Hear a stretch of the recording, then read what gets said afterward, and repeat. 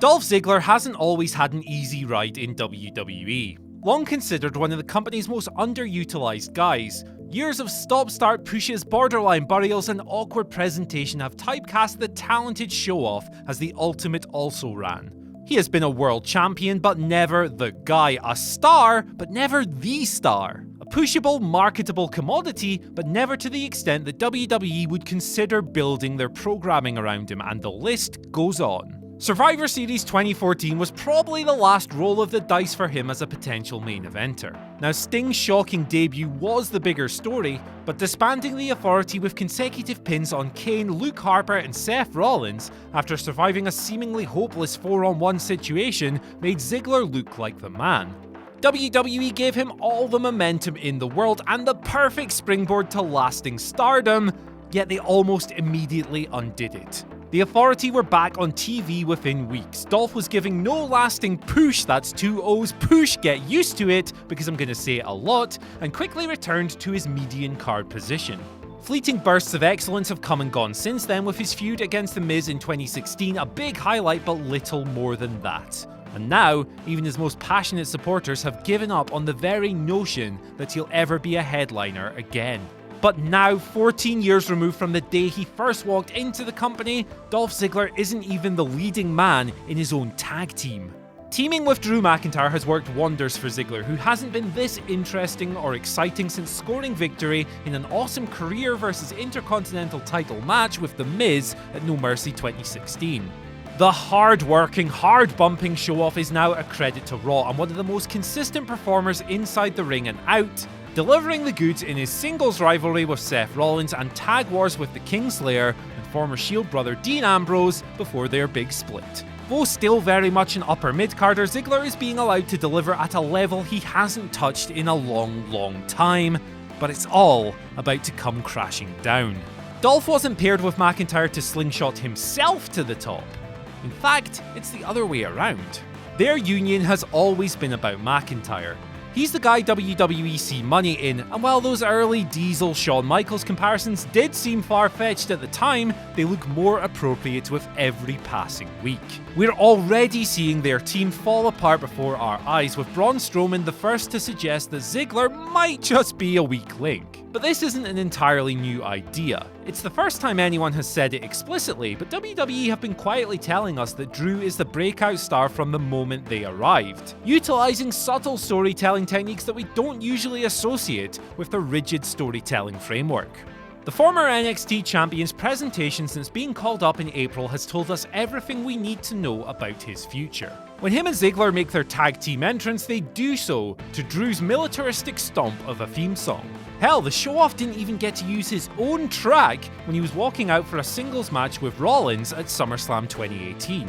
When they pose on the apron and turnbuckles during said entrance, McIntyre is front and center dominating the shot.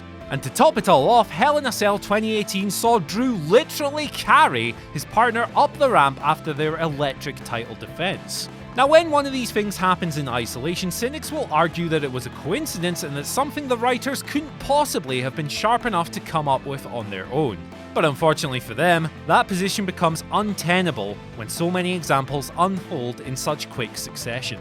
Make no mistake, this is by design. WWE have wanted you to pick up on their message that Drew is set for a rocket push months before they even pull the trigger, even in the early days when the Scot was barely wrestling on Raw.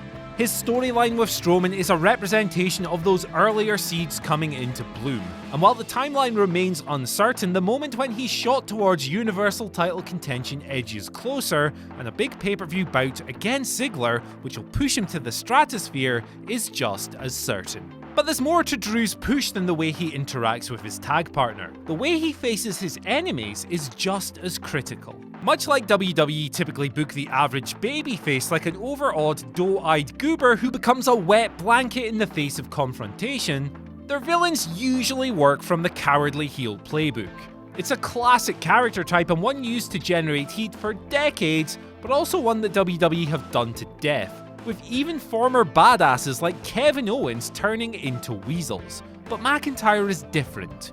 He doesn't run away, back down, or show any form of cowardice, even when face to face with Raw's biggest stars. When he met big scary Braun for the first time, he stared the monster dead in his eyes, tagged himself in, then called for Braun to do the same. He didn't want to face the 5'11" Finn Balor in that tag match, he wanted to test himself against the Man Mountain instead. Then, when Roman Reigns marched down to the ring to save Rollins in his first true rendezvous with Drew, McIntyre stood firm. WWE rarely present heels in such a light. Even Brock Lesnar, the hardest man in the company, gives in to cowardice from time to time. McIntyre obviously isn't being treated on that special level yet, but he is being presented as an unflappable tough guy with no fear of even WWE's most imposing brutes. It's as refreshing as it is effective as it is straightforward. In the wake of Roman Reigns' leukemia returning, Strowman is the favourite to become the guy in WWE. Given the way WWE have built his rivalry with McIntyre though, it's only a matter of time before we see an awesome collision between them, with both slotted into roles that fit their characters perfectly. Strowman's recent actions have turned him babyface once more. He, like Drew, isn't going to give an inch. That means we're set for a colossal showdown between a very non-WWE babyface and a very non-WWE heel. And while the monster among men's match quality varies greatly depending on the opponent, the feud's optimistic prognosis has been earned. Losing to Braun wouldn't be the end of the world either, because it all feeds into Drew's other creative triumph, the slow burn. What we're experiencing right now is the polar opposite of McIntyre's original push as the Chosen One, when the Green Scot was thrust into a spotlight he wasn't even close to ready for. Endorsed as a future world champion by Vince McMahon himself, WWE literally told their audience that the developing Drew was handpicked for a major main event role, yet he never hit the heights the company expected of him. Drew quickly became Intercontinental Champion, but lacked the charisma, swagger, and in-ring fluidity to fill such a spotlight. Though he developed, McIntyre was given too much too soon, and ultimately floundered because of it, as the company reneged on his initial push, saddled him with a deathly losing streak, and relegated him to a lowly comedy role in 3MB, which was fun, but took him nowhere, and eventually he was released in 2014. There have been no such problems with the new Drew. Called up as a mid-carder, he has slowly advanced his position through careful storytelling, and the restraint is most welcome.